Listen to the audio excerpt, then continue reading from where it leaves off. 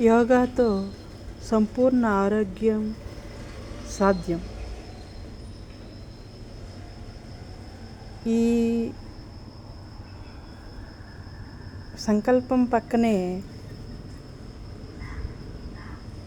చెట్లు నరకొద్దని చింతలపూడి గ్రామస్తులు, చింతల కాలువ బజారులోని చిరు వ్యాపారులు ఇట్లా విన్నవించుకుంటున్నారంటే అక్కడికి ఆ విన్నవించుకునేది వ్యాపారులు కాదు, ఆ వ్యాపారుల రూపంలో వచ్చిన ప్రకృతి.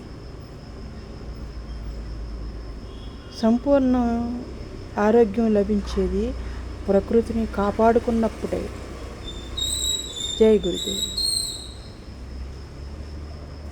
Sivaranjani educational society,